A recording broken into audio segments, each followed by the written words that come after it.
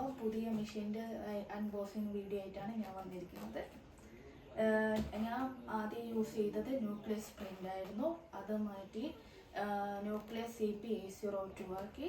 Then ഇപ്പോൾ ഞാൻ latest upgrade ആയിട്ട് ചെയ്തത് ന്യൂക്ലിയസ് 7. അപ്പോൾ പെട്ടി പൊളിക്കുകയാണ്. ഫസ്റ്റൊരു ചെറിയ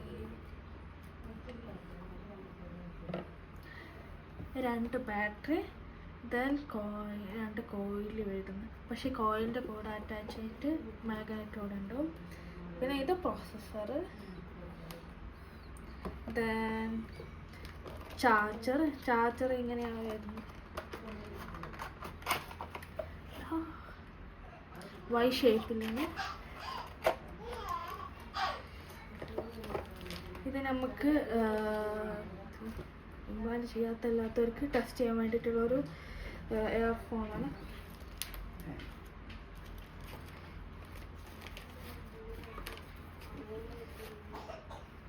ഇത് ബാറ്ററി ഹോൾഡർ.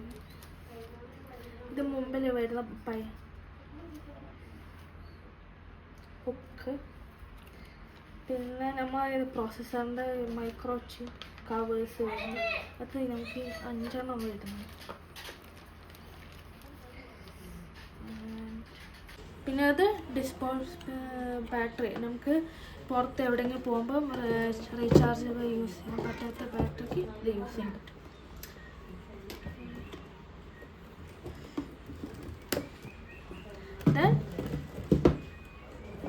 ഇത് ട്രൈപോസ്. നമ്മൾ ഈ വേർപ്പൊക്കെ ഉണ്ടെങ്കിൽ അതൊക്കെ ബുദ്ധിമുട്ട് അതുകൊണ്ട് 8 hours മണിക്കൂറൊക്കെയാണ് ട്രൈപോസ്.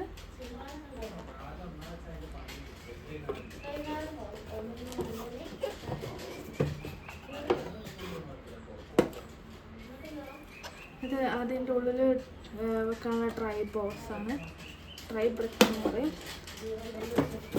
അത് 3 പിന്നെ ഇത് ചാർജ് പോയിന്റ് പൊട്ടിട്ടുണ്ട്.